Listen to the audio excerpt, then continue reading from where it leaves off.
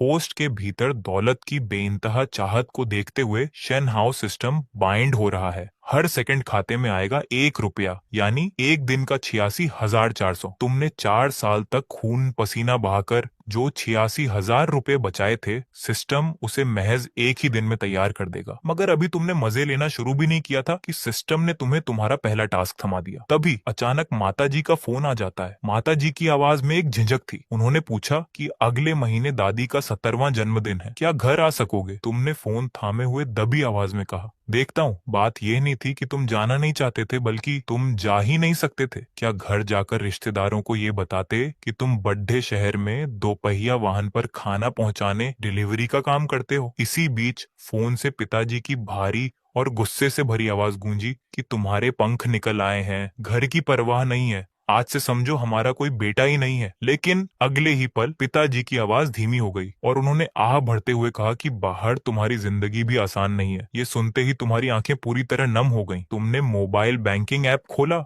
और उसमें बचे उस मामूली से 86,000 के बैलेंस को देखा जो तुम्हारी 4 साल की जमा पूंजी थी। इस शहर में मकान की कीमत 60,000 प्रति वर्ग फीट है। तुम्हारी इस रकम से आधा वर्ग फीट भी नसीब नहीं होता। टिंग! दिमाग में अचानक बिना किसी भावना वाली एक मशीनी आवाज गूंज उठी। दौलत के लिए तुम्हारी कभी न खत्म होने वाली भूख को भांपते हुए शेन हाउ रिच सिस्टम पूरी तरह बाइंड हो चुका है। तुम झटके से बिस्तर से उठ बैठे और खुद को एक जोरदार तमाचा झड्डा दिया। उस तेज दर्द ने एहसास कराया कि ये कोई सपना नहीं है। तुमने आंखें बंद करके मन में स्क्रीन को याद किया तो पता चला कि शुरुआती कमाई 1 सेकंड में 1 रुपया है। इसका मतलब हुआ कि तुम 1 मिनट में 60 और एक दिन में 86,000 कमाओगे। 4 साल की तुम्हारी कमाई अब ये सिस्टम सिर्फ एक दिन में ला कर देगा। इसके तुरंत बाद स्क्रीन पर मैसेज आया, 10 लाख खर्च करते ही लेवल 12 जाएगा। साथ ही एक शुरुआती टास्क भी मिला, दोपहर 5 बजे से पहले नौकरी से इस्तीफे का फॉर्म भरना होगा। इनाम में एक बम्पर गिफ्ट बॉक्स मिलेगा। वैसे भी तुम इस काम से पूरी तरह ऊब चुके थे। अगले दिन सुबह 10:30 बजे फोन पर स्टेशन मास्टर हाई स्ट्रॉन्ग उच्च क्षमता वाले बॉस की बतख जैसी तीखी आवाज गूंजी, जो तुम्हें तुरंत काम पर आने के लिए चीख रहा था। तुम्हारी पुरानी आदत के मुताबिक तुम माफी मांगने ही वाले थे, पर अगले ही पल खुद को रोक लिया। जब नौकरी छोड़नी ही है तो फिर किस बात की जल्दी? तुमने फौरन सिस्टम की स्क्रीन देखी। वहां 36,000 रुपए से ज्यादा का बैलेंस निकालने के लिए तैयार था। जैसे ही तुमने मन में पैसे ट्रांसफर करने को कहा, फोन पर बैंक का मैसेज आ गया। खाते में सीधे 36,000 आ गए और कुल रकम 1,20,000 हो गई। इस नंबर को देखकर तुम अपने कमरे में पागलों की तरह जोर जोर से हंसने लगे और फर्श को पीटने लगे। इसके बाद तुमने सबसे साफ वस्त्र पहने पीली वाली डिलीवरी वाली शर्ट हाथ में ली और दरवाजा बंद कर सीधे स्टेशन की तरफ वाहन बढ़ा दिया। सामने से आती हवाओं के बीच तुम मस्ती में गाना गाने लगे। 4 साल में पहली बार तुम्हें इस शहर की हवा इतनी हसीन लगी। देखते ही देखते तुम स्टेशन के गेट पर थे, जहां सिर्फ बॉस अकेला बैठा फटाफट ऑर्डर सेट कर रहा था और साथ ही बासी ब्रेड मुंह में ठूंस रहा था। जैसे ही तुमने अंदर कदम रखा, बॉस ने बिना सिर उठाए हमेशा की तरह डांटना चाहा, मगर बात पूरी होती उससे पहले ही तुमने उन्हें एक तरफ खिसका दिया, जिससे वह कुर्सी समेत घूम गए। बॉस के मुंह का निवाला बाहर आते आते बचा और वह तुम्हें देखकर सन्न रह गए। आज तुम न सिर्फ साफ सुथरे कपसों में थे, बल्कि बालों में पानी लगाकर आए थे। सबसे बड़ी बात, तुम्हारी वह पीली यूनिफॉर्म कहाँ थी? बॉस की नजर तुम्हारे हाथ वाले थैले पर टिकी, जहाँ वह पीला रंग साफ दिख रहा था। तुमने आराम से पैर पर पैर चढ़ाया और पूरे रौब से बोले, बॉस मैं नौकरी छोड़े रहा हूँ। बॉस पूरी तरह चकित रह गए। उन्होंने तुम्हारे माथे पर हाथ लगाया। बुखार तो नहीं है? क्या बहकी बहकी बातें कर रहे हो? तुमने उनका हाथ हटाया और दोबारा कहा कि ये कोई मजाक नहीं है। बॉस ने चुपचाप एक सिगरेट सुलगाई और एक तुम्हें भी दे दी। दोनों गेट पर बैठकर धुआं उठाने लगे। चारों तरफ सन्नाटा था। जब बॉस ने पूछा कि क्या कोई बढ़िया काम मिल गया है, तब तुमने सिर हिलाकर मना किया और कहा कि कोई दूसरी नौकरी नहीं है, बस दादी से मिलने घर जाना है। तुमने जमीन पर बनती परछाई को देखा और धीमे से कहा कि 4 साल हो गए, एक बार भी घर नहीं गया। बॉस ने सिगरेट बुझाई, उठे और दराज से इस्तीफे का कागज निकालकर तुम्हारी तरफ फेंक दिया। तुम्हें टेबल पर चींटियों जैसी लिखावट में लिखते देख उन्हें 4 साल पुराना वह पहला दिन याद आ गया। उन्होंने ठंडी सांस ली और कागज खींचते हुए कहा, अकाउंट सेक्शन में कह दिया है, सैलरी शाम तक आ जाएगी। तुम सीधे खड़ेडे हुए और उन्हें सम्मान से झुककर प्रणाम किया। बॉस इन बीते सालों के लिए बहुत बहुत धन्यवाद। बॉस इस व्यवहार से असहज हो गए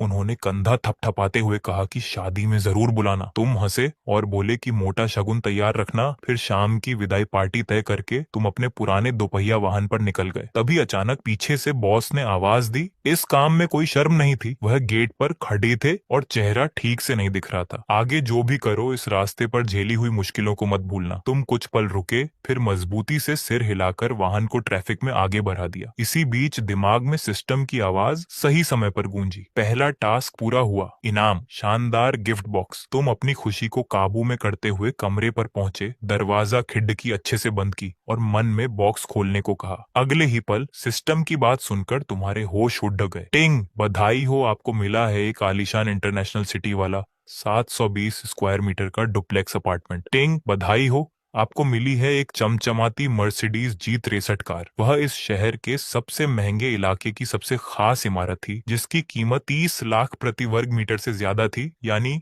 पूरे घर की कीमत 20 करोड़ से ऊपर। और वे मर्सिडीज कार भी उस आलीशान घर की खास पार्किंग में खड़ी हो चुकी थी। 20 मिनट बाद तुम अपने पुराने दोपहिया वाहन से सोसाइटी के गेट पर पहुंचे। यहाँ से तुम न जाने कितनी बार सामान पहुंचाने गुजरे थे, पर कभी अंदर जाने की इजाजत नहीं मिली थी। जैसे ही वाहन रोका, एक सुरक्षा कर्मी भागता हुआ आया और शालीनता से बोला कि सामान यहीं रख दीजिए, हम ऊपर पहुंचा देंगे। तुमने अपने 200 रुपए वाले कप्सों को देखा और शांति से कहा, मैं यहाँ सामान देने नहीं आया, मैं यहाँ का मालिक हूँ। सुरक्षा कर्मी का चेहरा देखने लायक था। उसने तुम्हें और तुम्हारे खटारा वाहन को ऊपर से नीचे तक देखा, फिर भी तसल्ली के लिए फोन घुमाया। तभी फोन से उसकी बेहद ऊंची आवाज सुनाई दी, नंबर 7 वाली आलीशान बिल्डिंग। जब वह वापस आया तो उसका अंदाज बिल्कुल बदल चुका था। उसने 45 डिग्री झुककर सलाम ठोका। महोदय, आपका स्वागत है। तुम आगे बढ़ने ही वाले थे कि पीछे से हील्स की खटखट सुनाई दी। एक बेहद खूबसूरत और शानदार फिगर वाली कॉर्पोरेट कप्सों में सजी महिला भागती हुई आई और सांस लेते हुए बोली, नमस्ते सर, मैं आपकी खास मैनेजर क्लाउडमंथ। चंदन जैसी शीतल हूँ। तुम्हारे दिमाग में कुछ ड्रब्द विचार आने लगे, पर तुमने तुरंत उन ख्यालों को झटक दिया। उस महिला ने कागजी काम पूरा कराया। जब स्टाफ ने दोनों हाथों से घर के दस्तावेज सौंपे तो तुम्हारे हाथ कांप रहे थे। हद तो तब हो गई जब मैनेजर ने मुस्कुराते हुए बताया कि मैनेजमेंट की तरफ से 2 साल की मेंटेनेंस फीस मुफ्त है, जो कि हर साल सिर्फ 1,48,000 है। तुमने जिंदगी में सबसे कीमती चीज 3800 रुपए का ड्राइविंग लाइसेंस देखा था, और यहाँ सिर्फ 1 साल की फीस 1,48,000 थी। 2 साल की लगभग 3 लाख। इसका मतलब अगर तुम बिना खाए पिए खाना पहुंचाने का काम करते तब भी 5 साल लग जाते। तुम उसके साथ खास लिफ्ट में बैठे जो सीधे 39वीं मंजिल पर खुली। दरवाजा खुलते ही तुम दंग रह गए। जैसे ही मुख्य दरवाजा खुला, सामने आलीशान हॉल था और छत का झूमर ऐसा था जैसे तारों भरा आसमान नीचे आ गया हो। सबसे बेहतरीन चीज थी वह 270 डिग्री वाली कांच की विशाल खिड़की, जिससे पूरे शहर का नजारा साफ दिखता था और डूबते सूरज की किरणें पानी पर सोने की तरह चमक रही थी। 20 मिनट के उस सफर में तुम्हें सब सपना जैसा लगा। 5 कमरे, 3 बर्थडे हॉल और 6 बाथरूम, हर कोने ने तुम्हारी सोच बदल दी थी। जब तुम बालकनी पर आए और पुराने तंग कमरों वाले इलाके को माचिस की डिब्बी जैसा देखा, तब एहसास हुआ कि किस्मत बदलना किसे कहते हैं। मैनेजर कब तुम्हारे पीछे आकर खड़ी हो गई पता ही नहीं चला। उसने अपना कार्ड थमाया और धीमी सांसों के साथ कहा, सर, कोई भी जरूरत हो कभी भी याद कीजिएगा, खासकर कोई भी जरूरत। इन शब्दों में एक गहरा इशारा था। तुमने कार्ड लिया, पर दिल तेजी से धड़क रहा था। मकान देखने के बाद अब बारी थी उस लोहे के ऊंचे शेर की। तुमने टेबल खंगाली और मर्सिडीज की क्रिस्टल चाबी हाथ में आ गई। लगा कि भारी होगी, पर वह बेहद हल्की और क्लासी थी। तुम तुरंत बेसमेंट पार्किंग की तरफ भागे। जैसे ही लाइट जली, तुम वहीं जम गए। वह क्या गजब का रंग था। गहरा चमकीला नीला रंग रोशनी में पानी की तरह चमक रहा था। कार का लुक एकदम ढांसू था और पार्किंग में खड़ी हुआ कार एक अलग ही रौब जमा रही थी। अरे बाप रे, तुम्हारे मुंह से अनायास ही निकला। कार के चारों तरफ चक्कर काटे, उस खास लोगों की ढेरों तस्वीरें ली, पर स्टेटस लगाने के लालच को काबू में रखा। कार के भीतर सफेद चमद्दे की सीट पर बैठते ही जो महंगी खुशबू आई, उसने 4 साल के सारे जख्म भर दिए। तुमने स्टार्ट बटन को जोर से दबाया। गुर्रर, कार के इंजन की गूंज से पूरी पार्किंग कांप उठी। तुम्हारे रोंगटे खड्डे हो गए। ये करोड़ों की कार थी। तुमने कसकर स्टीयरिंग थामा और बेहद कछुआ रफ्तार से कार को पार्किंग से बाहर निकाला। मुद्दे पर तो कार खंभे से टकराने ही वाली थी कि तुमने जोर से ब्रेक मारा। दिल हलक में आ गया था। जब तुम उस मर्सिडीज को लेकर गेट से बाहर आए तो वही सुरक्षाकर्मी भौचक्का रह गया। उसने नीली कार को जाते देखा और हैरान रह गया। उसने वॉकी टॉकी पर कहा, वही दोपहिया वाहन वाला भाई अभी इस आलीशान कार में निकला है। दूसरी तरफ सन्नाटा छा गया। 4 सेकंड तक कोई कुछ नहीं बोला। उधर ढाबे पर पुराने साथी भूख से बेहाल थे। एक मोटे दोस्त ने पेट सहलाते हुए कहा, वह अभी तक आया क्यों नहीं? भूख से मेरा पेट पिचक गया है। बॉस फोन लगाने ही वाले थे कि कहीं कोई हादसा न हो गया हो, तभी तुमने अंदर कदम रखा। भाइयों, माफी चाहता हूँ, कमरा साफ करते करते आंख लग गई थी। तुम बैठ गए। उन पुराने साथियों को देखकर मोटा दोस्त चिल्लाया, साले आखिर आ ही गया। बाकी साथियों ने भी सम्मान से तुम्हें भाई कहा। तुम टेबल पर सजे खाने को देख रहे थे और सोच रहे थे कि इन्हें सच कैसे बताया जाए। जो बंदा कभी 5 रुपए से महंगा नाश्ता नहीं करता था, उसने आज ढाबे पर 2000 का खाना ऑर्डर किया था। मोटा दोस्त बटर प्रॉन और शाही सूप देखकर चौंक गया और पूछने लगा कि क्या आगे पैसे नहीं बचाने? तुमने शांत रहकर बॉस की थाली में बड्ढा पीस रखा और कहा कि विदाई का खाना बढ़िया होना चाहिए। बॉस ने कश खींचा और पूछा कि क्या कल सुबह ही गांव निकल रहे हो? तुमने सिगरेट सुलगाते हुए धुआं छोड़ा और कहा कि अभी इस शहर में कुछ दिन रुकना है। इतने साल यहाँ गधे की तरह खटने के बाद भी कभी सुकून से शहर को नहीं देखा था। भले ही सिस्टम हर सेकंड पैसे दे रहा था, पर दादी का जन्मदिन तुम्हें याद था। बॉस ने उदास होकर कहा कि पता नहीं अब कब मिलना होगा। तुमने उनकी थकी हुई सूरत देखी और मन ही मन मुस्कुराए कि अगली बार जब ये मिलेंगे तो इनका क्या हाल होगा। तभी दोस्तों ने शहर के कुछ सस्ते ठिकानों पर मौज मस्ती की बात छेद दी और तुम्हें भी साथ चलने को कहा। तुमने हंसकर मना कर दिया, क्योंकि अब वह सस्ती चीजें तुम्हारी हैसियत से मेल नहीं खाती थीं। जाते जाते तुमने बिना हिचकिचाहट पूरा बिल चुकाया। तुमने बॉस से कहा कि कोई भी आफत हो तो भाई को याद करना। बॉस को लगा कि तुम रस्मी बात कह रहे हो। वह मुस्कुराए और अपने पुराने टू व्हीलर की तरफ बढ़ गए, मगर जैसे ही वह टू व्हीलर के पास पहुंचे, उनके पैर थम गए। दो खटारा वैन के बीच में एक नीले रंग की गजब की कार खड़ी थी।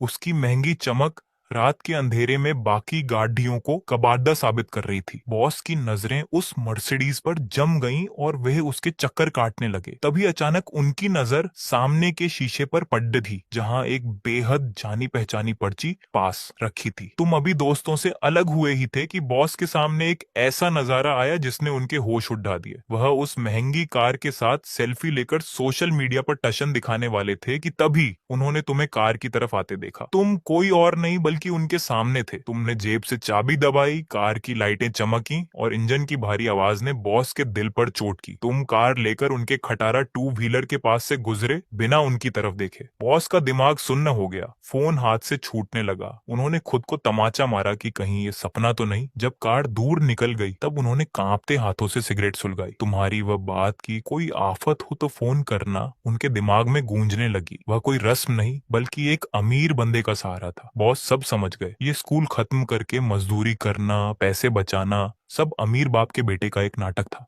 अब घर से बुलावा आया तो करोड़ों की संपत्ति संभालने लौट गया। वह मुस्कुराए और आंखों में आंसू आ गए। उन्होंने फोन निकाला, तुम्हारा पुराना नाम बदला और सम्मान से नया नाम लिखा, डायरेक्टर साहब। अगले दिन सुबह तुम अपने नए महल जैसे घर में भूख से परेशान थे। ऊपर से मैनेजर की वह बात दिमाग में घूम रही थी, मगर तुम कभी किसी लड़ डिचकी के करीब नहीं रहे थे, इसलिए दूर ही रहे। खैर, तुम खाना खाने बाहर निकले। जैसे ही कप्सों वाली अलमारी खोली, तुम्हें हंसी आ गई। उस विशाल अलमारी में सिर्फ 30-30 रुपए वाले सस्ते कप से टंगे थे। इस आलीशान घर में यह नजारा एकदम अजीब था। तुमने एक पुराना स्वेटर पहना, सिस्टम से 90,000 निकाले और खाते में 2 लाख हो गए। तुम मॉल के बड़े शोरूम में घुसे, जहां 6 सेल्स गर्ल ने तुम्हें देखा और तुरंत नजरें फेर ली। दुकान की मैनेजर ने तो भाव भी नहीं दिया और नई इंटर्न लड्डकी से कहा, तुम जाओ, इस पर हाथ साफ करो, सीखो। तुमने उस सहमी हुई लड्डकी को देखा जिसका कार्ड भी उल्टा लगा था। तुमने बिना समय गंवाए उंगली से इशारा किया, ये और वह वाली शर्ट, साथ ही 2 जीन्स और 2 जोड़ी जूते, ऐसे 6 सेट पैक कर दो, मैं ट्राई करूंगा। 6 सेट? वह लड्डकी हक्की बक्की रह गई, पर फटाफट साइज नापने लगी। 3 मिनट बाद जब तुम बाहर आए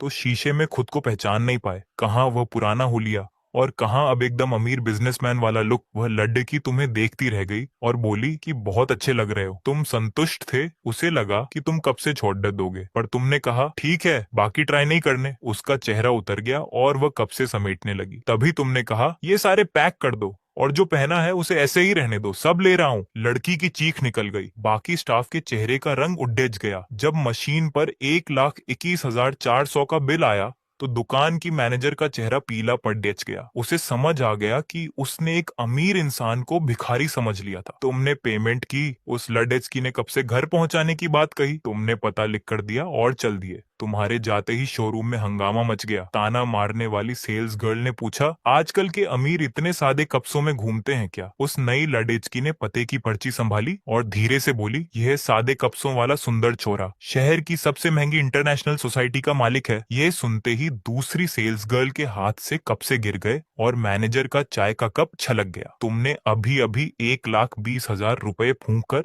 नए कड़क ब्रांडेड कपड़े खरीदे थे। भाई, एक जोड़ी कपड़े की कीमत तुम्हारे पुराने 2 महीने के राशन पानी के बराबर थी। लेकिन इतने महंगे कपड़े पहनकर तुम किसी 5 स्टार या मिशेलिन स्टार वाले रेस्टोरेंट नहीं गए, बल्कि सीधे घुस गए मॉल के कोने में बनी उस चकाचक चाइनीज स्लैश शिनजियांग वाली चुआनचाई सिचुआन होटल में, जहाँ के मेन्यू कार्ड पर भी तेल के धब्बे चमक रहे थे। तुमने जाते ही सीधे आर्डर पेला, एक प्लेट मसालेदार भुना हुआ मीट हुई गुओरू और एक प्लेट खट्टी मीठी चिकन स्लैश पार्क स्ट्रिप्स युशांग रोसी। और हाँ, पहले 2 कटोरी चावल लाओ। अगले ही पल जब भुने हुए मीट की वो सौंधी खुशबू और तीखे सॉस का तड़का सीधे तुम्हारे दिमाग से टकराया तो मजा ही आ गया। तुमने एक पीस उठाकर मुंह में डाला। चर्बी मुंह में जाते ही मक्खन की तरह घुल गई और जूसी मीट का स्वाद जुबान पर ऐसा ब्लास्ट हुआ कि क्या कहें। ऊपर से वो बिना किसी फालतू सब्जियों वाली एकदम कड़क डिश ने तो मुंह में स्वाद के पटाखे ही फोड़ दिए। तुम 2 कटोरी चावल ऐसे चट कर गए जैसे कुछ था ही नहीं। पेट अब भी भरा नहीं था। तुमने फिर हाथ उठाया, छोटू 2 कटोरी चावल और। जब वेटर दोबारा चावल लेकर आया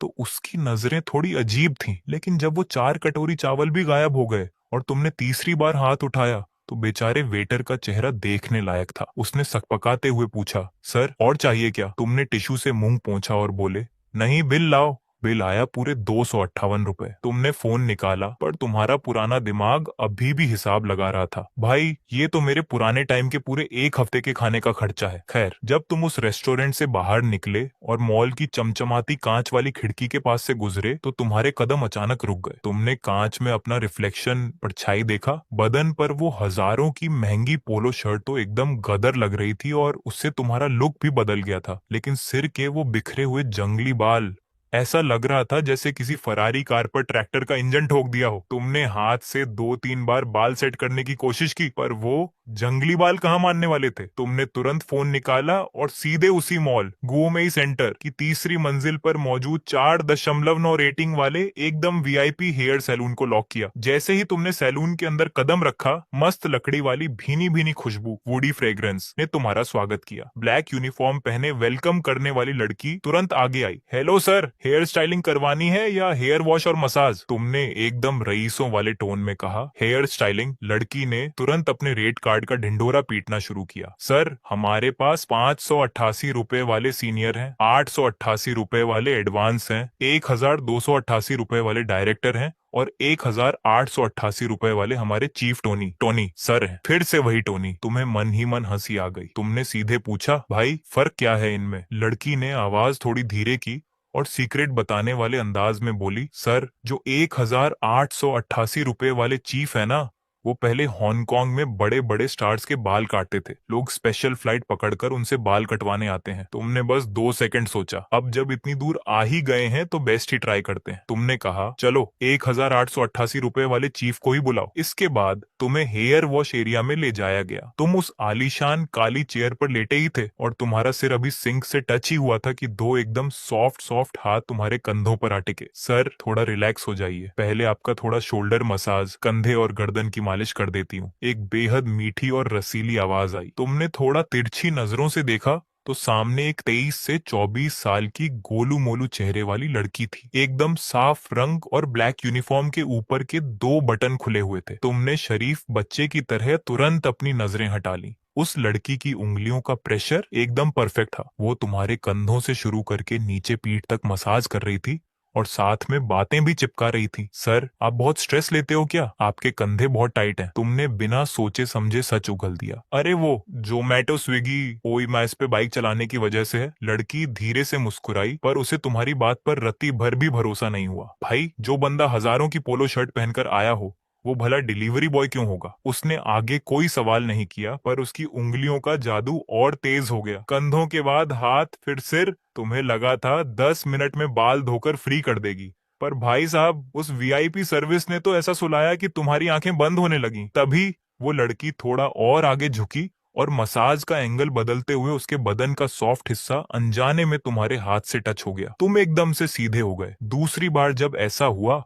तो तुमने बिना कुछ कहे अपना हाथ थोड़ा पीछे खींच लिया, पर जब तीसरी बार फिर वैसा ही हुआ तो तुम गेम समझ गए। तुमने आंखें खोलकर आसपास देखा। बाकी चेयर्स पर बैठे अमीर लोग आंखें बंद करके इस सर्विस के मजे ले रहे थे। तब तुम्हें समझ आया कि ये जो 1,888 रुपए का बिल है ना, ये सब तो यहाँ का बेसिक जुगाड़ है। पूरे 40 मिनट तक सिर की मालिश और धुलाई कराने के बाद तुम्हें मेन हेयर कटिंग चेयर पर बैठाया गया। शीशे में तुम्हारे गीले बाल माथे पर चिपके हुए थे। तुम बिल्कुल किसी भीगे हुए चूहे जैसे लग रहे थे। तभी पीछे से आवाज आई, हाय सर, मैं टोनी। तुमने शीशे में देखा, एक स्मार्ट सा बंदा चला आ रहा था। Black basket jacket, white shirt जिसकी आस्तीन कोहनी तक मुड़ी हुई थी, और हाथ पर एक मस्त टैटू चमक रहा था। उसके खुद के बाल एकदम जेल लगाकर सेट थे। उसने हाथ में कंघी ली, तुम्हारे बालों को छुआ और पूछा, सर कैसा लुक चाहिए? तुमने फुल कॉन्फिडेंस में कहा, तुम अपने हिसाब से देखो, मेरे फेस कट पर जो जमे वैसा डिजाइन कर दो। Okay sir. टोनी ने कंघी घुमाई, तुम्हारे सिर पर कुछ नाप तौल किया, यहाँ तक कि तुम्हारी जॉ लाइन थोड़ी को भी उंगलियों से चेक किया। फिर वो 2 कदम पीछे हटा, सिर टेढ़ा करके तुम्हें देखा और बोला, सर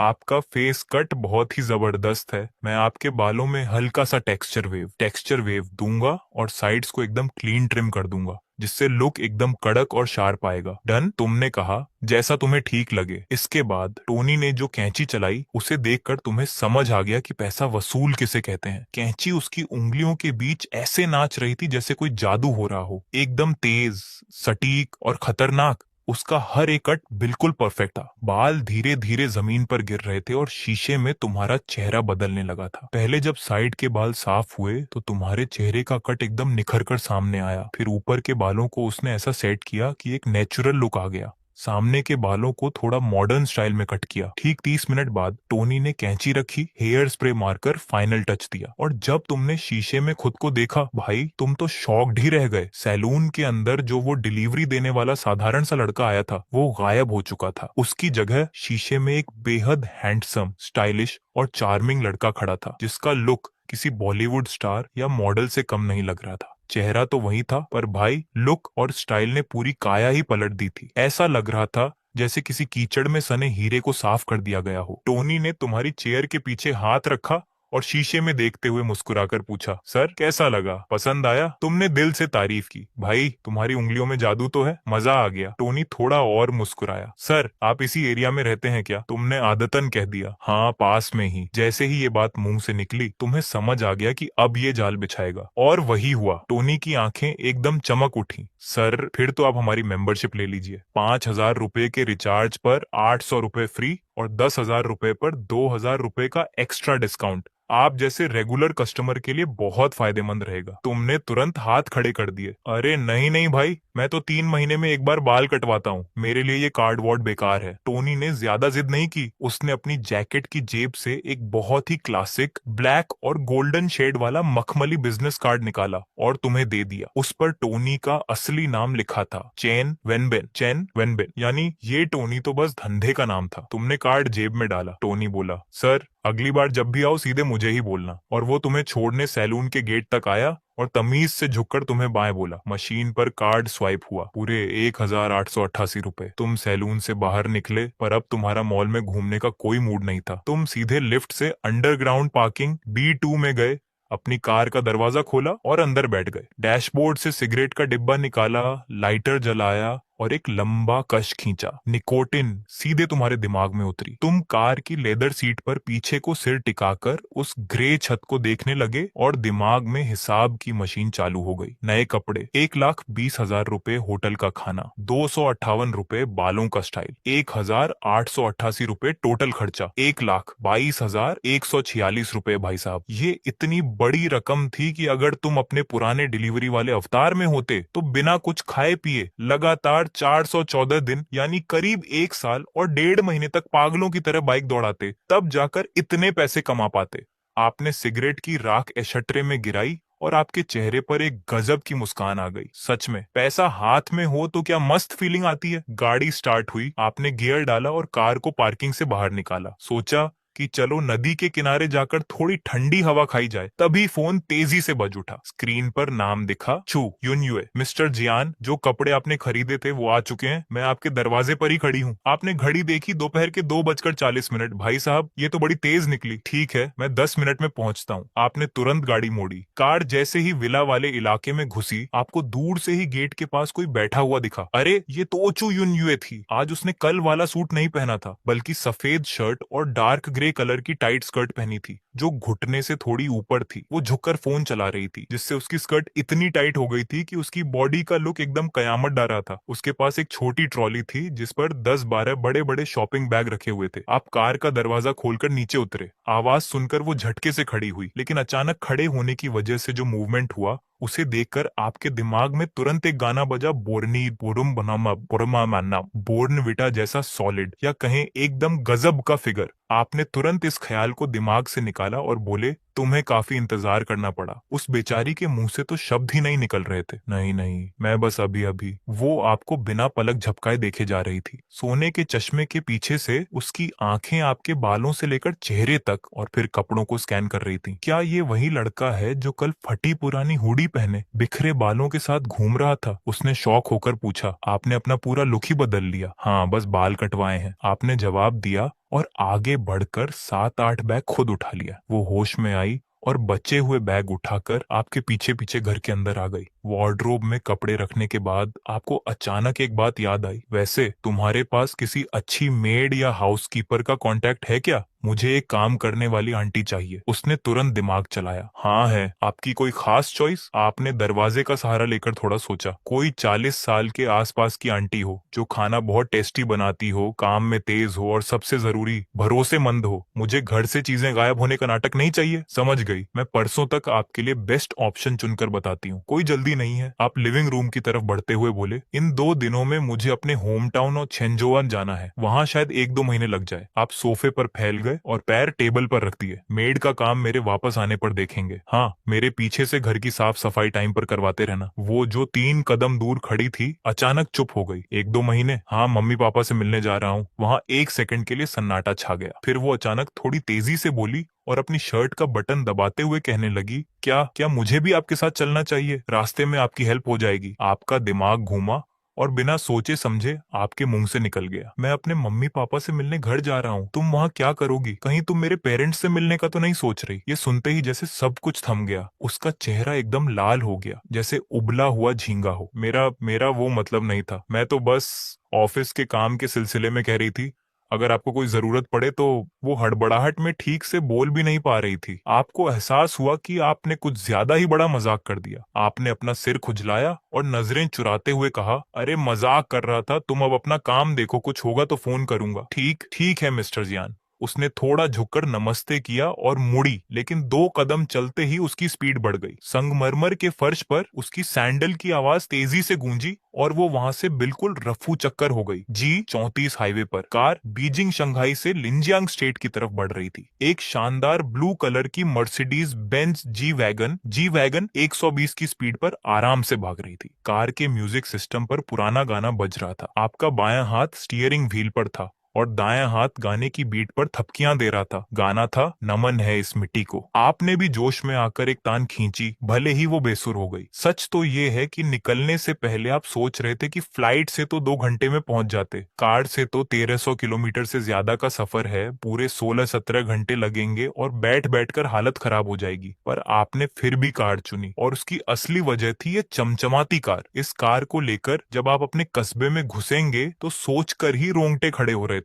पूरे इलाके के कुत्ते पीछे लग जाएंगे और रिश्तेदारों के मुंह तो खुले के खुले रह जाएंगे। पर फिर आपने सोचा कि भाई, जब सिस्टम हर सेकंड 1 रुपया दे रहा है, दिन का 86,400 और महीने का 25 लाख से ज्यादा आ रहा है, तो ये पैसा तो बढ़ता ही जाएगा। आज छुपाओगे तो कल कैसे छुपाओगे? घर की हालत तो बदलने ही वाली है। छुपाने से अच्छा है कि पहले दिन ही सबको सच बता दो, बाद का झंझट ही खत्म। अगर अमीर होकर अपने वतन जाकर टशन नहीं दिखाया तो फिर क्या अमीर हुए। इतिहास में भी लिखा है कि शान दिखाने में क्या बुराई है। आपने म्यूजिक की आवाज और तेज की और फिर से गाने लगे, लेकिन मन में एक डर भी था। सोशल मीडिया पर रील देख देख कर पता तो था ही कि जब कोई अमीर होता है तो कैसे कैसे रिश्तेदार पैसे मांगने आ जाते हैं। किसी को घर बनाना है, किसी को बच्चे की फीस भरनी है, किसी की बीवी बीमार है। सबके पास इमोशनल कहानियां होती हैं। हालांकि आपके अपने चाचा ताऊ तो सीधे साधे हैं। बड़े ताऊ खेती करते हैं, छोटे चाचा की दुकान है और बुआ लोग दूर रहती हैं जो बस त्योहारों पर फोन करती हैं। पर कौन जानता है, पैसे के सामने अच्छे अच्छों की नीयत बदल जाती है। आपने कार का शीशा नीचे किया, ठंडी हवा अंदर आई और दिमाग का सारा कचरा साफ हो गया। ज्यादा क्या सोचना, जो होगा देखा जाएगा। 17 घंटे के लंबे सफर के बाद रात के 3:07 पर आप आखिरकार होम टाउन के टोल टैक्स से बाहर निकले। कमर टूट चुकी थी, गर्दन अकड़ गई थी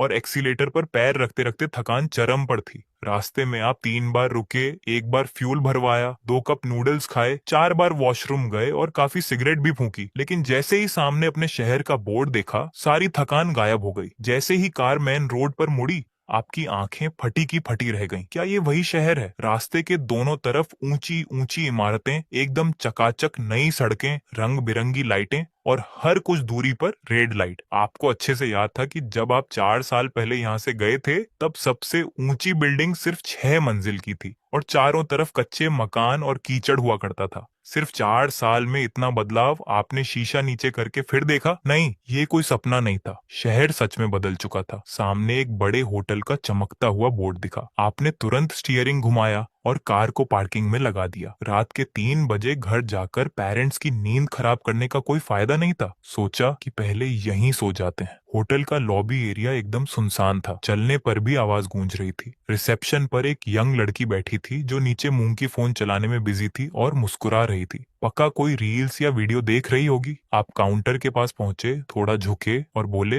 हेलो। लड़की एकदम से उछल पड़ी। फोन पटाख से टेबल पर गिरा। वीडियो अभी भी चल रहा था जिसमें कोई लड्डिच का गाना गा रहा था। पर वह लड़की अपना दिल थामकर कांपती आवाज में बोली, तुम अंदर कब आए? आपने थोड़े शर्माते हुए अपना सिर खुजलाया। सामने के मेन गेट से ही आया हूँ, तुम्हें डरा दिया क्या? लड़की ने खुद को संभालने के लिए कुछ सेकंड का टाइम लिया, फिर फोन को टेबल पर उल्टा रख दिया। अपनी प्रोफेशनल वाली टोन में वापस आने की कोशिश करते हुए बोली, सर नमस्ते, क्या आपको रूम चाहिए? यह पूछते ही उसका अपना चेहरा शर्म से लाल हो गया। आपको उसकी बात सही करने का कोई शौक नहीं था। आपने सीधे अपना आईडी कार्ड निकाला और टैग से काउंटर पर रख दिया। फोन में पेमेंट का बारकोड ओपन किया। सबसे बेस्ट वाला स्वीट कितने का है? लग्जरी बिजनेस स्वीट है सर, 2001 रात का, जिसमें सुबह, दोपहर और रात का बुफे खाना फ्री है। ठीक है, एक बुक कर दो। बारकोड स्कैन हुआ, 2000 ट्रांसफर। पैसा तुरंत खाते में पहुंच गया। लड़की ने फटाफट आईडी कार्ड स्कैन किया और एक रूम कार्ड आपकी तरफ बढ़ा दिया। रूम नंबर 1502, 15वीं मंजिल पर, लिफ्ट से लेफ्ट होकर बिल्कुल लास्ट में। आपने तुरंत कार्ड हाथ में लिया। बस मुझे दे दो, इस समय मुझे सिर्फ सोने की पड़ी है। पर 2 कदम आगे बढ़ने के बाद आप अचानक पीछे घूमे। वैसे एक बात सुनती जाओ। लड़की एक बार फिर चौंक गई। आप बड़े कूल अंदाज में बोले, रात की शिफ्ट में काम करना काफी थका देने वाला होता है, पर वीडियो देखने में इतना भी मत खो जाओ कि अगली बार मेरी जगह कोई चोर अंदर आ जाए और तुम्हें पता भी न चले। इतना बोलकर आप लिफ्ट के अंदर चले गए, उसे वहीं हैरान परेशान छोड़कर। जैसे ही आपने 1502 का गेट खोला, आपका रूम की खूबसूरती देखने का कोई मूड नहीं था। जूते फेंके, कपड़े भी चेंज नहीं किए और सीधे बेड पर मुंह के बल गिर गए। बस 3 सेकंड के अंदर आपकी खर्राटों की आवाज गूंजने लगी। जब दोबारा आंख खुली तो खिड़की के पर्दे के बीच से धूप अंदर आ रही थी। फोन उठाकर देखा तो दोपहर के 1:03 हो रहे थे। आप पूरे 10 घंटे की तगड्डी नींद ले चुके थे। आपने उठकर मुंह हाथ धोया। कल जो नए कपड़े खरीदे थे वो पहने, पैरों में लोफर्स डाले, शीशे में खुद को देखा तो लुक काफी सही लग रहा था। बस आंखों के नीचे थोड़े डार्क सर्कल्स थे। पेट में चूहे कूद रहे थे, इसीलिए आप तुरंत नीचे भागे। पर जैसे ही लिफ्ट का गेट खुला और आप 2 कदम आगे बढ़े, पीछे से एक आवाज आई, जैन फान। आपके कदम वहीं रुक गए। आपने झटके से पीछे देखा। होटल की यूनिफॉर्म पहने एक हटा कटा लड्डे का आपकी तरफ तेजी से आ रहा था। उम्र यही कोई 25 साल के आसपास। कंधे आपसे भी चौड़े थे, गोल चेहरा और हंसने पर आंखें बिल्कुल छोटी हो जाती थी। आप भौहें सिकोड़ कर उसे देर तक देखते रहे। दिमाग में कुछ याद नहीं आया, बिल्कुल ब्लैंक।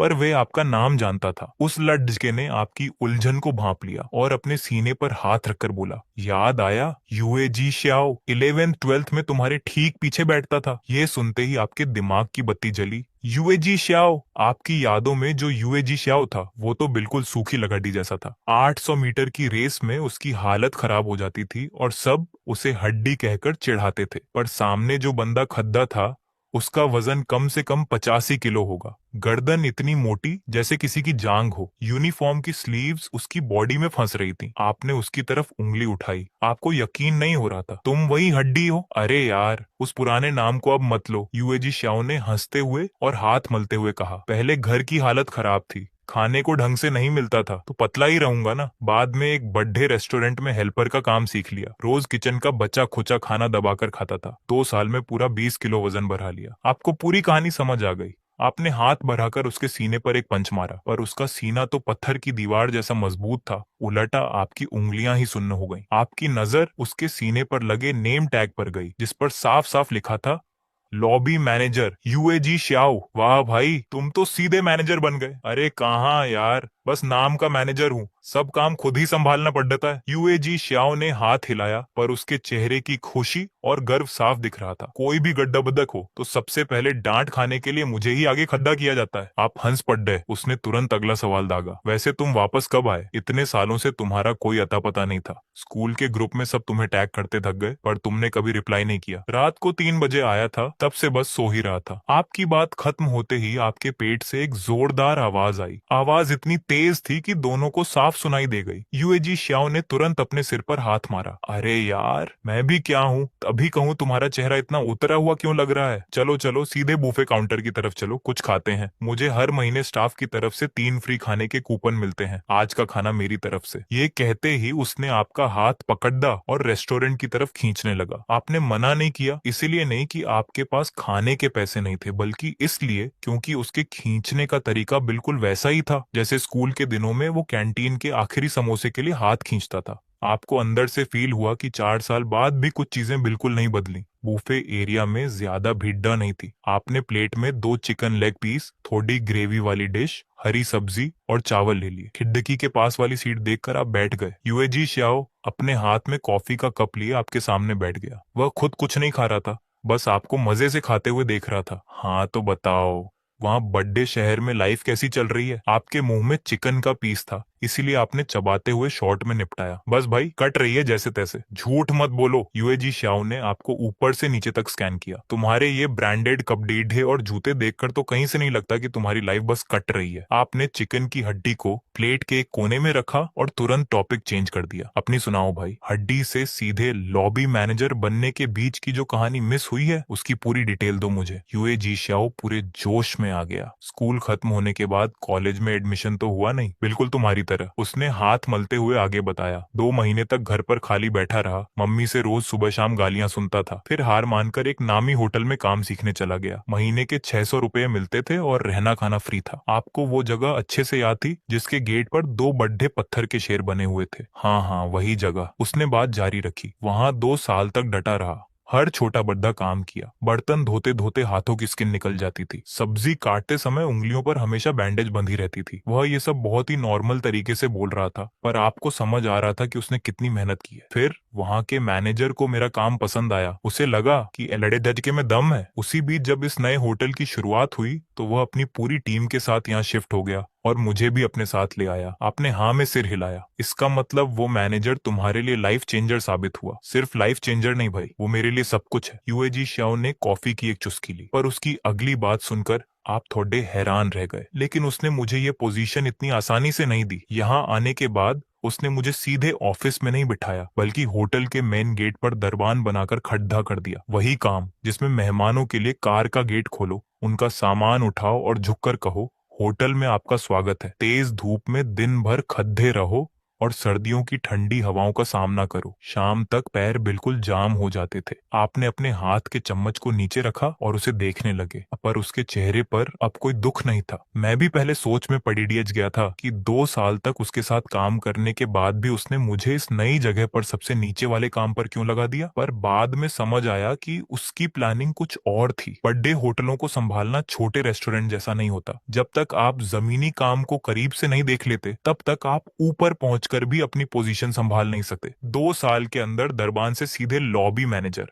आपने अपना अंगूठा दिखाकर उसकी तारीफ की। भाई, सच में कमाल कर दिया तुमने। तारीफ सुनकर यूएजी श्याओ थोड्डा शर्मा गया। उसने तुरंत बात को घुमाया और स्कूल के बाकी दोस्तों के गॉसिप शुरू कर दिए। किसकी शादी हो गई, किसके बच्चे हो गए और किसने नई लग्जरी कार खरीद ली। बातचीत और खाने में पूरा 1 घंटा निकल गया। आपने समय देखा, दोपहर के 2 बज चुके थे। चलो भाई, अब मुझे निकलना होगा। घर जाकर मम्मी पापा से भी मिलना है। तुम उठते हो, यशवंत से व्हाट्सएप एक्सचेंज करते हो और फिर होटल का रूम खाली करने चले जाते हो। दोनों साथ में होटल के मेन गेट से बाहर निकलते हैं। जुलाई के महीने में शहर की गर्मी चेहरे पर थपेड़े मार रही है। हवा में पूरी तरह से पिघले हुए तारकोल की बू आ रही है। यशवंत अचानक पूछता है, कैब बुला दूं क्या? छोड़ आएगी तुम्हें? नहीं, मैं खुद की गाड़ी से आया हूँ। यशवंत की भौहें तन जाती हैं, पर वो ज्यादा सवाल नहीं करता, बस हाथ हिलाता है। चल ठीक है, फिर कभी और मिलते हैं। हाँ, बाद में बात करते हैं। तुम पार्किंग की तरफ मुड़ जाते हो, पर यशवंत तुरंत होटल के अंदर नहीं जाता। वो गेट के खंभे से टिककर जेब में हाथ डाले,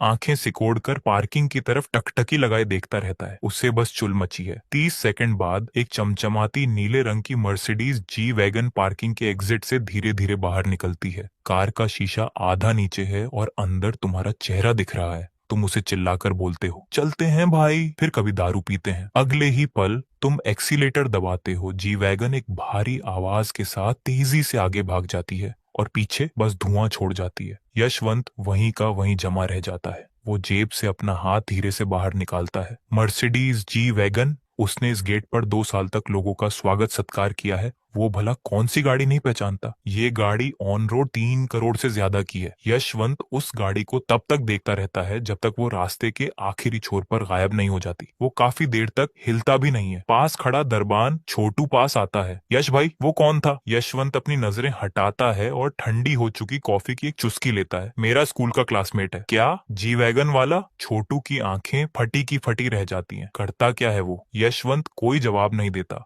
उसके दिमाग में बस वही बात घूम रही है जो तुमने अभी टेबल पर बिल्कुल नॉर्मल होकर कही थी। बस ऐसे ही चल रहा है, दाल रोटी निकल जाती है। 3 करोड़ की गाड़ी में घूमकर बंदा कह रहा है कि दाल रोटी निकल जाती है। यशवंत उस ठंडी कॉफी को एक बार में गटक जाता है और पेपर कप को भींचकर कचरे के डिब्बे में फेंक देता है। उसका अचानक मन करता है कि वो अपने स्कूल के पुराने क्लास टीचर को फोन लगाए और बस एक बात पूछे, सर, आपने जो कहा था कि इस बंदे का लाइफ में कुछ नहीं हो सकता, क्या आप आज भी अपनी उस बात पर टिके हैं? इसी बीच तुम मजे से गाना गा रहे हो और सीधे हाथ से स्टीयरिंग व्हील पर ताल दे रहे हो। यशवंत का वो गोल चेहरा जो अचानक से चौकोर हो गया था, उसे याद करके तुम जितना सोच रहे हो उतनी हंसी आ रही है। किस्मत का खेल भी गजब है। सच कहें तो पुराने दोस्त के सामने रूतबा दिखाने का जो मजा है वो सच में अल्टीमेट है। इसे दिखावा नहीं कहेंगे, पर वो जो एक फीलिंग होती है ना कि अपन भी लाइफ में सेट है, वो तुम्हारी हड्डियों के अंदर से बाहर आने लगती है, जिसे तुम रोक नहीं पाते। तभी तो कहानियों के रईस मेन कैरेक्टर पैसा आते ही हर जगह उछलते कूदते हैं। ये चीज सच में नशीली है। पर तभी गाड़ी एक मुख्य मार्ग पर मुड़ती है। 4-5 मिनट चलने के बाद तुम अचानक गाना बंद कर देते हो। कुछ गड़बड़ है। तुम आखिर जा कहाँ रहे हो? तुम्हें अब याद आता है कि मम्मी पापा ने 2 साल पहले कहा था कि उन्होंने शहर में एक फ्लैट लिया है, पर वो असल में कौन सी सोसाइटी है?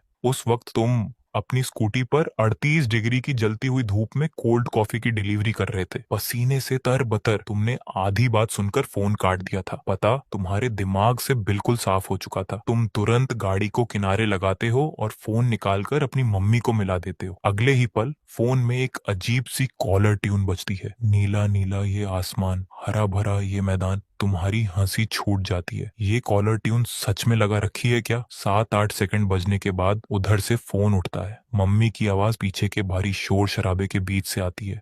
हाँ बेटा, कुछ काम था क्या? तभी पीछे से तेज आवाजें आती हैं। 30 नंबर शो, हुकुम का इक्का। अरे किसने पत्ता फेंका ये? हा हा हा। तुम फोन को कान से 2 इंच दूर करते हो, कान के पर्दे हिल जाते हैं। मम्मी, आप फिर से ताश खेल रही हो? मम्मी पूरे हक से बोलती हैं, अरे छुट्टी का दिन है ना, तो पड़ोसियों के साथ थोड़ा टाइम पास कर रही हूँ। तुझे कुछ काम है क्या? नहीं तो मैं फोन रखूं, अभी एक अच्छा पत्ता आया है। अरे सुनो सुनो, काटना मत, तुम तुरंत उन्हें टोकते हो। मम्मी, मैं शहर वापस आ गया हूँ। फोन के उस पार सन्नाटा छा जाता है। तूने क्या कहा? मैंने कहा मैं वापस आ गया हूँ, गाड़ी लेकर इसी मुख्य मार्ग पर हूँ। तू आ गया? मम्मी की आवाज एकदम से बहुत तेज हो जाती है। ताश का शोर भी उसके नीचे दब जाता है। सच में आ गया? मजाक तो नहीं कर रहा? मैं भला क्यों मजाक करूंगा। अच्छा मम्मी, आप लोगों ने जो घर लिया है वो कौन सी सोसाइटी में है? मैं भूल गया। वाटर फ्रंट सिटी में है रे, इसी रोड पर तो है। तुझे वो ग्रैंड पैलेस होटल पता है ना? उससे आगे चल 300 मीटर, सड़क के बाईं तरफ, जिसके गेट पर एक बड़ा सा फव्वारा लगा है। स्टीयरिंग थामे तुम्हारा हाथ अचानक रुक जाता है। Water front city, grand palace hotel से 300 मीटर आगे। तुम अभी अभी तो उसी होटल से निकले हो और गेट पर बड़े फव्वारे वाली सोसाइटी के सामने से ही पूरी स्पीड में शान से गाड़ी निकालकर आगे आ गए हो। अपने ही घर के सामने से बिना रुके निकल गए, वो भी 2 बार। तुम्हारा मुंह खुला का खुला रह जाता है। आखिर में तुम बस इतना बोलते हो, ठीक है मैं बस पहुंच रहा हूँ, जल्दी आ जल्दी आ।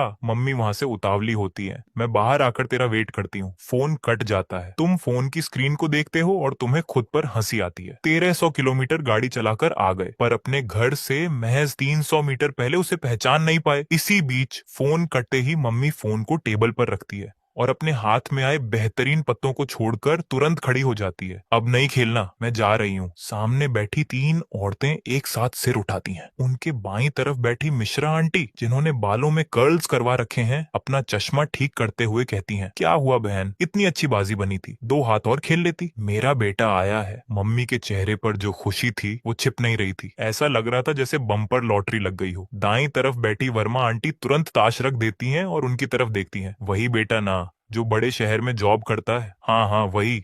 बोल रहा है कि इसी रोड पर पहुंच गया है, बस आता ही होगा। तभी सामने बैठी शर्मा आंटी की नजरें घूमती हैं। वो हाथ का पंखा झलते हुए बोलती हैं, चलो अच्छा है, तुम्हारा बेटा आखिरकार घर लौटने को राजी हुआ। पक्का बाहर रहकर खूब नोट छापे होंगे उसने। अब ये तो मुझे नहीं पता भाई, बस बच्चा घर आ जाए, मेरे लिए वही बहुत है। मम्मी बाहर से तो संकोच दिखा रही थी, पर उनकी उठी हुई ठुड्डी को वो तीनों अच्छे से देख पा रही थी। मिश्रा आंटी और वर्मा आंटी ने तुरंत एक दूसरे को देखा। फिर वर्मा आंटी खड़ी होकर अपनी साड़ी ठीक करने लगी। चलो चलो, हम भी नीचे चलकर देखते हैं। हमेशा तुम अपने बेटे की तारीफ करती रहती हो कि कितना समझदार है, कितना ख्याल रखता है। आज असलियत में देख ही लेते हैं। शर्मा आंटी भी तुरंत खड़ी हो गई और अपना पर्स कंधे पर टांगते हुए बोली, सही बात है, लड़के की अगर अभी तक शादी नहीं हुई है तो मेरी नजर में कुछ अच्छी लड़कियां हैं, बाद में बात चलाएंगे। तीनों आंटी मुस्कुरा रही थी, बातें बहुत मीठी कर रही थी और चेहरे पर बड़ा अपनापन था। हालांकि मम्मी की मुस्कान थोड़ी फीकी पड़ गई। उन्होंने ऑफिस के मेस में 20 साल काम किया था, भला वो इंसानों को नहीं पहचानती। ये तीनों आंटियां ऊपर से चाहे जितना अच्छा बोले, पर उनके मन में क्या चल रहा है ये उन्हें अच्छे से पता था। रोज रोज बेटे की तारीफ सुन सुनकर इनके कान पक चुके थे ना। आज मौका मिला है तो ये सब चेक करने आ रही हैं कि मम्मी सच बोल रही थी या सिर्फ लंबी लंबी फेंक रही थी। सीधे शब्दों में कहें तो वो सब तमाशा देखना चाहती थी। उधर दाई श्वे के पीछे वाले दांत गुस्से में किचकिचा रहे थे। अपने घर का हाल तो उन्हें अच्छे से पता ही था। तुम 12th पास करके सीधे बाहर चले गए थे और वहां जाकर तुम क्या काम करते हो उन्हें कुछ नहीं पता था। बस ऐसे ही हवा में तीर मार दिया था। पर क्या करें, उनकी जुबान पर उनका कंट्रोल जो नहीं था। सोसाइटी में बैठकर बातचीत करते हुए 3 लाइनें भी पूरी नहीं होती थी कि वो बात का रुख तुम्हारी तरफ मोड़ देती थी। मेरा बेटा वहां बद्दे शहर में जॉब करता है। मेरा बेटा बहुत संस्कारी है, हर महीने मुझे पैसे भेजता है। मेरा बेटा बहुत हैंडसम है, बिल्कुल मुझ पर गया है। नतीजा ये हुआ कि बोलते बोलते वह जोश में आ गई और जोश में आकर गाड़ी का ब्रेक ही फेल हो गया। अब मुसीबत ये थी कि उनका बेटा सच में आ रहा था और अब उनके मन में घबराहट होने लगी थी। ठीक उसी वक्त मिसेस चेन ने अपनी बात को थोड़ा खींचते हुए टोन को ऊपर चढ़ाकर कहा, वैसे छोड़ दो, रहने दो विश्वे, अगर कोई दिक्कत हो तो मत बुलाओ, कोई बात नहीं। यह बात सुनते ही दाई विश्वे का दिमाग एकदम भन्ना गया। दिमाग से पहले उनकी जुबान चल गई, दिक्कत कैसी कैसी बातें करती हो, चलो सबके सब नीचे चलो, वैसे भी बाद में आप जैसी मौसियों की मदद ही चाहिए होगी बेटे के लिए कोई अच्छी सी लड़दच की ढूंढने में। बात मुंह से बाहर निकल तो गई, पर अब उसे वापस नहीं लिया जा सकता था। उन्होंने मन ही मन खुद के गाल पर 2 जोर के छांटे रसीद किए। चारों औरतें चाय की दुकान से बाहर आईं। बाहर धूप इतनी तेज थी कि कंक्रीट पर अंडा भी ऑमलेट बन जाए। चारों ने एक साथ अपने छाते खोल लिए और सड़क किनारे खड्डी हो गई। तभी मिसेज यांग ने अचानक पूछा, विश्वे, तुम्हारा बेटा कार से आ रहा है क्या? शायद हाँ, कार से ही होगा। दाई विश्वे को खुद पक्का नहीं पता था। इस वक्त मेन रोड पर कोई गाड़ी नहीं दिख रही थी। गर्म हवा के थपेड़े और साइलेंसर का धुआं चेहरे पर लग रहा था। पर ठीक उसी पल सामने वाले ट्रैक पर दूर से एक गाड़ी आती हुई दिखी। गहरे नीले रंग की थी, साइज में काफी बड़ी, और चमकती हुई सड़क पर उसकी चमक आंखों को चौंधिया रही थी। अरे! मिसेज ली ने आधा कदम आगे बढ़ाकर हाथ से धूप को रोकते हुए देखा।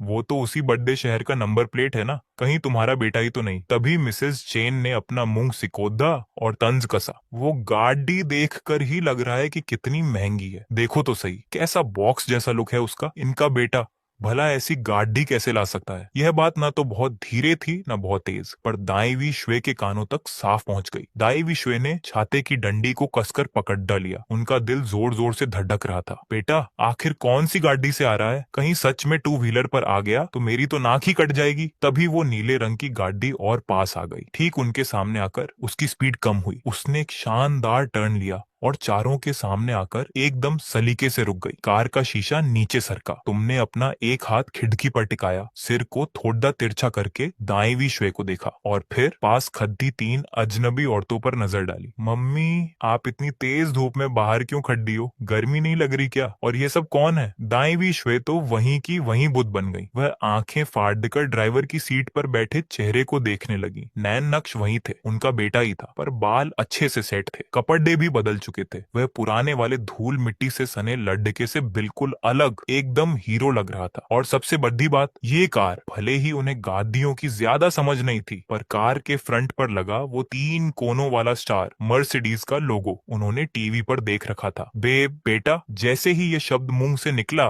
बाकी तीनों सहेलियों के होश उड़ गए। मिसेज यांग का छाता एक तरफ झुक गया और उन्हें पता तक नहीं चला। मिसेज ली का मुंह तो खुला का खुला रह गया। और मिसेज चेन की वो बात, भला ऐसी गाड़ी कैसे ला सकता है, अभी भी हवा में गूंज रही थी। ये थपद्दा धूप से भी ज्यादा तेज और करारा था। दाई श्वे होश में आई। उन्होंने अपनी जांघ पर जोर से नोचा। दर्द हुआ, यानी ये कोई सपना नहीं था। उन्होंने तुरंत अपना सिर गर्व से ऊंचा किया और अपनी सहेलियों की तरफ इशारा किया। ये तुम्हारी मिसेज चेन है, ये मिसेज ली और ये मिसेज यांग। सोसाइटी में मेरे साथ ताश खेलती है। तुमने तुरंत एक एक करके सबको नमस्ते किया। नमस्ते मौसी जी, नमस्ते मिसेज ली, नमस्ते मिसेज यांग। इसके बाद तुमने पास वाली सीट को थपथपाया। मम्मी, आप जल्दी अंदर आओ, बाहर बहुत गर्मी है। दाई श्वे ने झटके से कार का गेट खोला और अंदर बैठ गई। जैसे ही उनकी बैक सीट से छुई, वह मखमली आराम में धंस गई। अरे वाह, ये सीट तो बिल्कुल मसाज चेयर जैसी है, कितनी गजब की है। वह सीट पर थोड़ा हिल डुल कर देखने लगी, कभी इधर हाथ लगाती तो कभी उधर, यहाँ तक कि गेट के हैंडल को भी ध्यान से देखने लगी। बाहर खड़ी तीनों सहेलियों के चेहरों के एक्सप्रेशन देखने लायक थे। न तो वहां से जाते बन रहा था, न खड्डे रहते। तभी दाई श्वे ने कार से आधा बाहर निकलकर उन्हें हाथ से इशारा किया। अरे, आप लोग भी आ जाओ ना, अंदर बैठो। ऐसी लग्जरी कार में तो आप लोग कभी बैठी नहीं होंगी। मेरे बेटे से बोलती हूँ, एक चक्कर लगवा देगा। इस एक लाइन ने उनकी बरसों की कसर पूरी कर दी। मिसेज चेन ने तुरंत हाथ हिलाते हुए मना किया। नहीं नहीं, मुझे घर पर कुछ काम है। हाँ हाँ, मेरी भी गैस पर सब्जी रखी है। विश्वे, तुम लोग माँ बेटे बात करो, हम चलते हैं। तीनों वहाँ से ऐसे 9-2-11 हुई जैसे पीछे कोई भूत लगा हो। दाई विश्वे ने भी ज्यादा जिद नहीं की, हंसते हुए बाय बाय कहा, कार का शीशा ऊपर किया और तुम्हारे कंधे पर हाथ रखकर बोली, चलो बेटा, सोसाइटी के अंदर ले लो। जैसे ही कार सोसाइटी के मेन गेट के अंदर मुद्दी,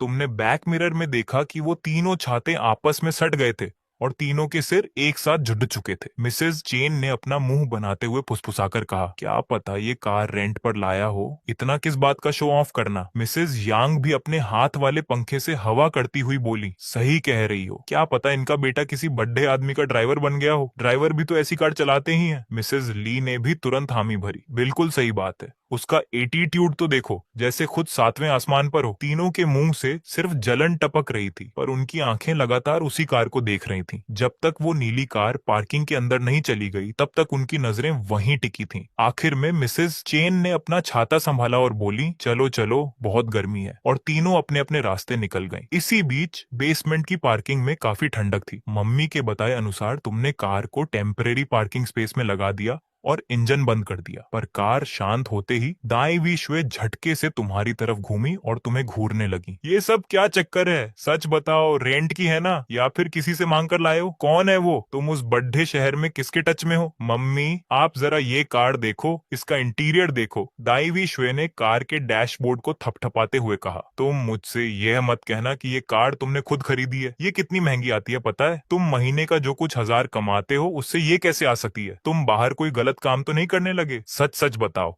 उनके बैक टू बैक सवालों से तुम्हारा सिर चकराने लगा। जैसे ही उन्हें सांस लेने के लिए 1 सेकंड का गैप मिला, तुमने बीच वाले बॉक्स से एक व्हाइट कलर की बुकलेट निकाली और उनकी तरफ बढ़ा दी। आप खुद ही देख लो। दाई श्वे ने शकअबरी नजरों से उसे लिया और खोला। वह कार के असली रजिस्ट्रेशन पेपर्स, आरसी बात है, कार का brand Mercedes Benz G wagon, मालिक का नाम जियान फान। दाई श्वे की उंगली उस जियान फान नाम पर आकर टिक गई। पूरे 5 सेकंड तक वह बस उसे देखती रही। ये कार सच में तुम्हारी है? इस पर मेरा ही नाम लिखा है, भला इसमें क्या झूठ होगा? मर्सिडीज, वो भी इतनी बड्डी जी वैगन? दाई श्वे की आवाज जैसे गायब होने लगी थी। ये बहुत महंगी है क्या? तुमने कार का गेट खोला और बाहर निकलते हुए बिना पीछे मुद्दे आराम से कहा, ज्यादा नहीं, फुल कैश पेमेंट की है। इतना कहकर तुम लिफ्ट की तरफ बढ़े गए, पर दाई श्वे अभी भी उसी सीट पर बैठी रही। उनके हाथ में वो पेपर कस कर पकड़ा हुआ था। बेसमेंट की लाइट की रोशनी में वो जियान फान नाम बिल्कुल साफ साफ चमक रहा था। उन्होंने उस पेपर को पलट कर देखा, फिर सीधा किया, फिर पलटा। अगले ही पल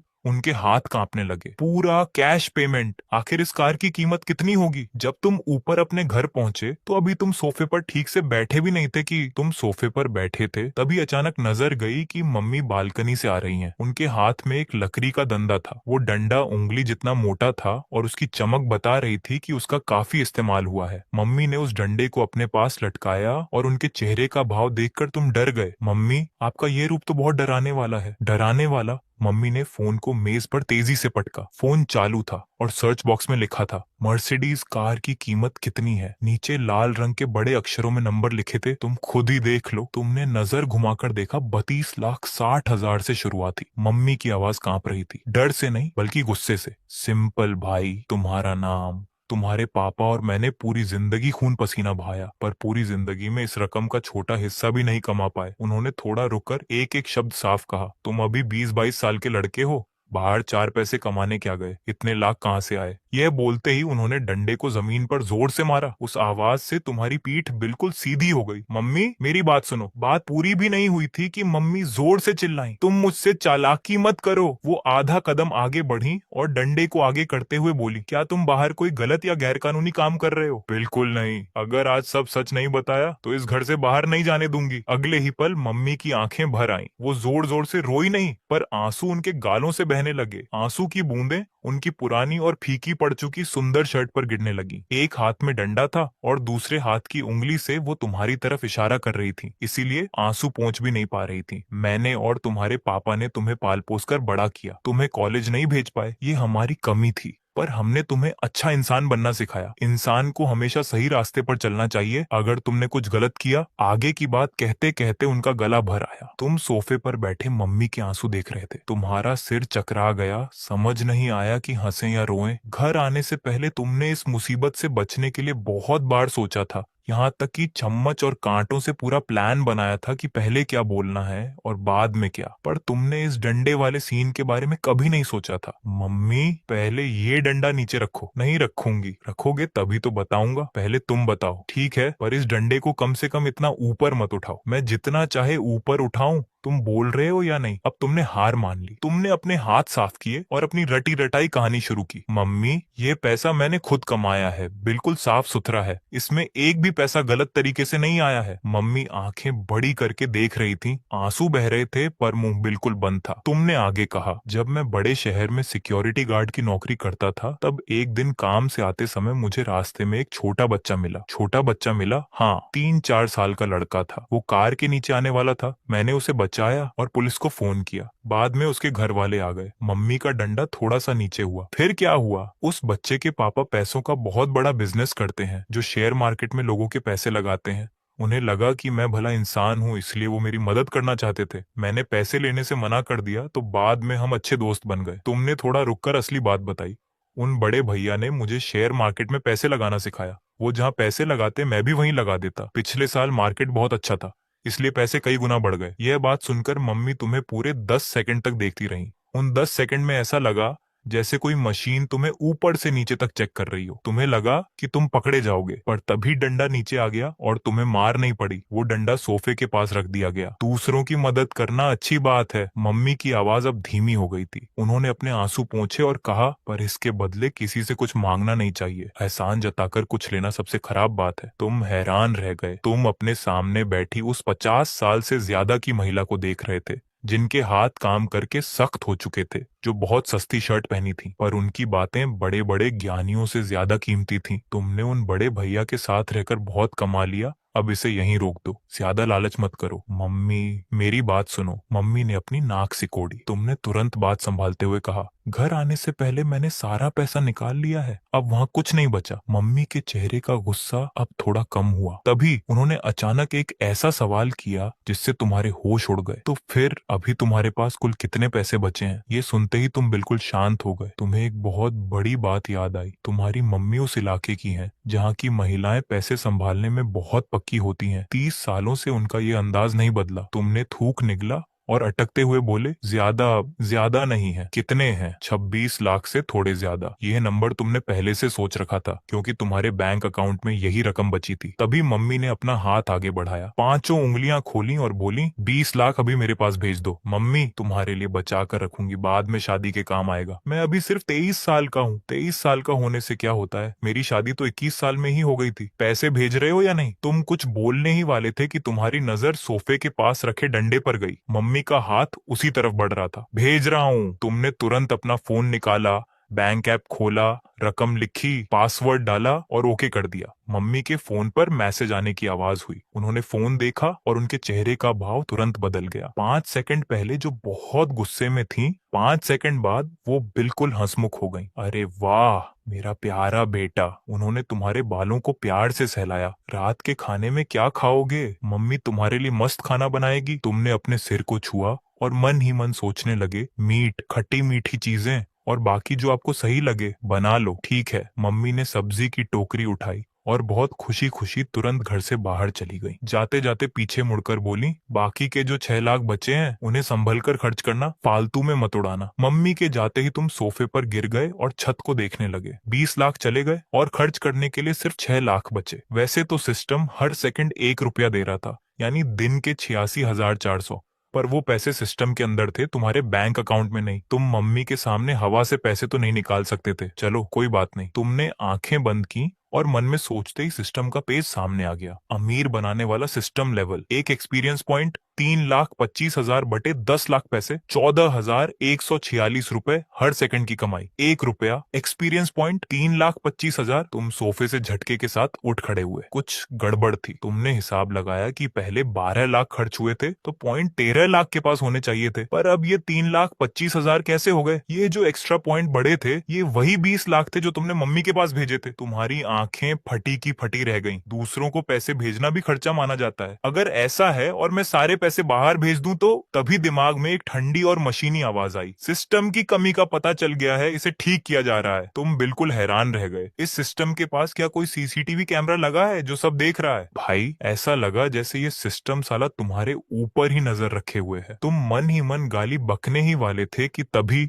वो रोबोट वाली आवाज फिर से गूंजी, सिस्टम की खामी, लूप होल को ठीक कर दिया गया है। इसके बदले होस्ट को मिलता है एक loop hole detection big gift pack. क्या आप इसे लेना चाहेंगे? अब भाई, मुफ्त का माल कौन छोड़ता है? तुमने बिना सोचे समझे तुरंत कह दिया, हाँ दे दो, बधाई हो। होस्ट को मिलती है शील्ड टेक्नोलॉजी की 51% की हिस्सेदारी, शेयर। अब ये शील्ड टेक्नोलॉजी क्या बला है? अगले ही पल जानकारी का एक बड़ा सैलाब तुम्हारे दिमाग में किसी पानी की तरह भर गया। ढेर सारे शब्द, तस्वीरें और डेटा, सिर्फ 3 सेकंड में सब तुम्हारे दिमाग में सेट हो गया। तुम सोफे पर बैठे के बैठे रह गए, मुंह खुला का खुला। ये शील्ड टेक्नोलॉजी कोई ऐसी वैसे कंपनी नहीं थी, बल्कि सिलिकॉन वैली की एक धांसू साइबर सिक्योरिटी कंपनी थी, जिसे एमआईटी और स्टैनफोर्ड के कुछ जीनियस लड़कों ने मिलकर शुरू किया था। इसके सारे क्लाइंट्स दुनिया की टॉप 500 कंपनियों में से थे और इसकी कुल कीमत, भाई साहब, $50 करोड़, $500 मिलियन।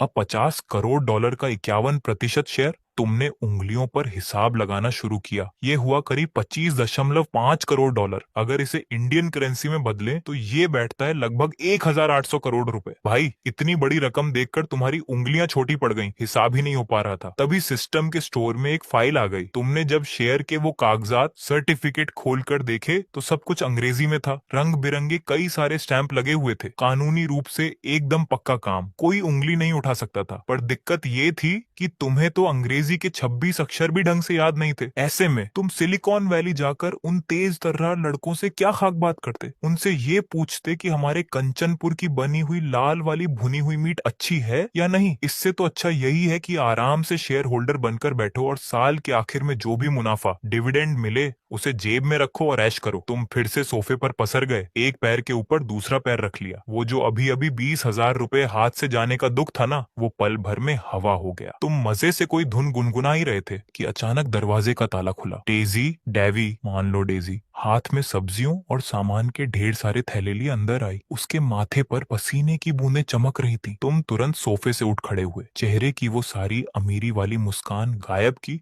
और वापस सोफे पर ऐसे लेट गए जैसे गहरी नींद में हो। अगर सोना ही है तो अपने कमरे में जाकर सोना, सोफे पर ऐसे पसरे हुए हो, अच्छे भले नहीं लग रहे, डेजी ने टोकते हुए कहा। तुमने आंखें खोली, मेरा कमरा। तुम्हें तब जाकर होश आया कि जब से तुम इस नए घर में आए हो तुमने तो पूरा घर घूमकर देखा ही नहीं कि ये कैसा दिखता है। डेजी तब तक किचन में जा चुकी थी। उसने वहीं से अपनी गर्दन बाहर निकाली और गैलरी के आखिरी छोर की तरफ इशारा करते हुए कहा, वो जो बंद दरवाजा दिख रहा है वही। साफ सफाई मैंने एकदम चकाचक कर दी है। अलमारी के अंदर कंबल और तकिया रखा हुआ है। तुम सुस्ती से पैर घसीटते हुए उस तरफ बढ़े। दरवाजे का हैंडल वो सबसे सस्ता वाला प्लास्टिक का था जिस पर सिल्वर पेंट होता है। दबाने पर थोड़ा अटक रहा था। कमरा ज्यादा बड़ा नहीं था, देखने में करीब 10 बाई 10 का रहा होगा। 1-2 मीटर का लकड़ी का तख्त बेड दीवार से सटाकर रखा था। उस पर हल्के नीले रंग की चादर एकदम सलीके से बिछी हुई थी। तकिए के कवर से अभी भी वॉशिंग पाउडर की हल्की खुशबू आ रही थी। सामने ही एक 3 दरवाजों वाली अलमारी खड़ी थी जिसका बीच का दरवाजा थोड़ा झुका हुआ था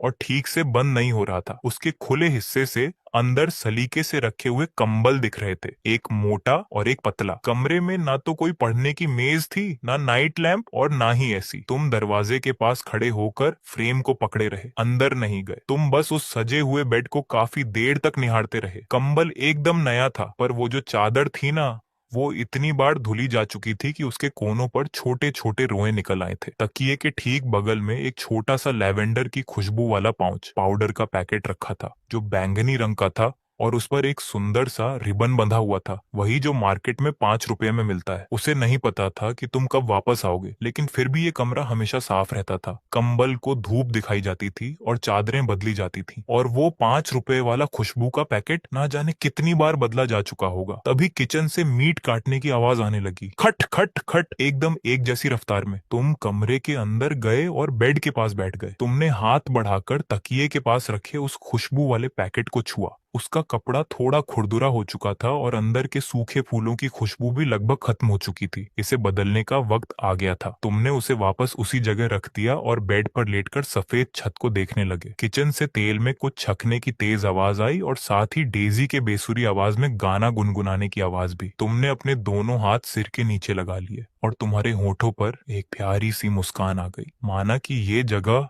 उस बड़े से आलीशान बंगले जैसी नहीं थी, पर भाई यहाँ के कोने कोने में अपनेपन का एहसास था। तुम किचन के दरवाजे के पास जाकर खड़े हो गए। अभी 20,000 रुपए का गम पूरी तरह भूला भी नहीं था कि उस बनते हुए मीट की खुशबू ने तुम्हारी भूख चमका दी। चिमनी की आवाज गूंज रही थी और मीट गरम तेल में अच्छे से भुन रहा था। जैसे ही उसमें मसाले का गाढ़ा सूप डाला गया, एक तेज आवाज के साथ सफेद धुआं पूरे किचन में फैल गया। तुमने लंबी सांस खींचकर खुशबू को अंदर भरा और थूक निकला, मम्मी पापा कब तक आएंगे? वैसे तो इस टाइम तक वो आ जाते हैं। डेजी ने बिना सिर उठाए कढ़ाई में थोड़ा सा सोया सॉस डाला और हाथ चलाते हुए बोली, तुम्हें भूख लगी है क्या? थोड़ा सब्र करो। अब सब्र नहीं होता ना मम्मी, दोपहर को बस 2 लेग पीस खाए थे। तुम्हारी बात अभी पूरी भी नहीं हुई थी कि अचानक बाहर के दरवाजे का लॉक खुलने की आवाज आई। क्लिक। तभी एक भारी और थकी हुई आवाज अंदर आई। वाह क्या खुशबू है, आज मीट बना है। आज ऐसा क्या खास दिन है जो मेरे लिए ये सब बन रहा है? तुमने तुरंत किचन से आधा बाहर निकलकर दरवाजे की तरफ देखा। एक मजबूत कद काठी के अधेड़ उम्र के अंकल, तुम्हारे पापा, झुककर अपने जूते उतार रहे थे। तुमने आवाज दी, पापा। वो जूते उतारता हुआ हाथ वहीं थम गया। कमलकांत, तुम्हारे पापा ने झटके से सिर उठाया और सीधे किचन के दरवाजे पर खड़े तुम्हें देखने लगे, पर अगले ही पल उनके चेहरे के भाव एकदम सख्त हो गए। तुमने तो कहा था कि इस साल नहीं आओगे, फिर अचानक कैसे आ गए? तुमने थोड़ा मुस्कुराते हुए उनकी तरफ 2 कदम बढ़ाए। बस ऐसे ही, आपकी और मम्मी की याद आ रही थी। लेकिन तुम्हारे पापा ने इस बात का कोई जवाब नहीं दिया। वो नीचे देखकर वापस चप्पल पहनने लगे, पर तुमने साफ देखा कि उन्होंने चप्पलें उल्टी पहन ली थी, बाएं पैर की चप्पल दाएं पैर में, और उनके कान के पीछे का हिस्सा थोड़ा लाल हो गया था। तभी किचन से डेजी की तेज आवाज गूंजी, अरे विकास, तुम वहाँ दरवाजे पर क्यों खड़े हो? क्या पहरेदार बने हो? चलो जल्दी से ये प्लेट बाहर ले जाओ, और आप सुनिए, जल्दी से हाथ मुंह धोकर आइए, खाना तैयार है। तुम्हारे पापा ने हम्मा कहा और सीधे बाथरूम की तरफ बढ़ गए। जब वो तुम्हारे पास से गुजरे तो उनके कदम एक पल के लिए धीमे हुए। वो रुके नहीं, सीधे आगे बढ़ गए। पर तुमने देख लिया था, उसी एक पल में तुम्हारे पापा की आंखों के कोने थोड़े गीले हो गए थे, इतनी जल्दी कि कोई और देख ही ना पाए। जब रात के खाने की टेबल सजी तो तुम तो देखते ही रह गए। एकदम लाल लाल भुना हुआ मीट, भाप उड़ता हुआ सूप, सूखी चटपटी बोटी और रस्सेदार सूप, पूरे 8 किस्म के आइटम थे। तुम्हारे घर में ऐसा खाना तो त्योहारों पर भी मुश्किल से बनता था। तीनों लोग उस छोटी सी टेबल के पास बैठ गए। डेजी ने तुरंत मीट का एक बढ़िया पीस उठाकर तुम्हारे पापा की थाली में रखा और साथ ही साथ तुम्हारे शहर में पैसे कमाने और बिजनेस की कहानियों को थोड़ा और बड़ा चढ़ाकर सुनाना शुरू कर दिया। तुम चुपचाप खाना चबाते रहे, बीच में बोलने की हिम्मत नहीं हुई, और तुम्हारे पापा वो पूरे समय बस हम अच्छा करते रहे और चुपचाप खाना खाने में लगे रहे। पर तुमने एक बात नोट की, तुम्हारे पापा ने आज 3 बार चावल मांगे। वैसे वो 2 प्लेट से ज्यादा कभी नहीं खाते थे। जब वो तीसरी बार चावल ले रहे थे तो डेजी ने भी उनकी तरफ अचरज से देखा, पर तुम्हारे पापा ने ऐसे जताया जैसे उन्हें कुछ पता ही नहीं, और उन्होंने ऊपर से एक बड़ा चम्मच भरकर मसालेदार तरी चावल पर डाल ली। तुम अपना सिर झुकाकर खाना खाते रहे और अपनी हंसी को रोकने की पूरी कोशिश करते रहे। खाना खाने के बाद बर्तन समेटकर किचन में रख दिए गए। नल से पानी बहने की आवाज आ रही थी। तुम और तुम्हारे पापा सोफे के 2 अलग-अलग कोनों पर बैठ गए। हॉल का पंखा चर चर की आवाज करते हुए घूम रहा था, पर दोनों में से कोई कुछ नहीं बोल रहा था। तभी अचानक तुम्हारे पापा ने कहा, चलो जरा बाहर घूम कर आते हैं। तुमने हैरान होकर उनकी तरफ देखा। वो हाथ में हवा करने वाला पंखा, हैंड फैन लेकर दरवाजे की तरफ बढ़ चुके थे। तुम एकदम चकित रह गए, क्योंकि तुम्हारी यादों में तुम्हारे पापा कभी भी ऐसे इंसान नहीं थे जो खुद से ऐसी बात कहें।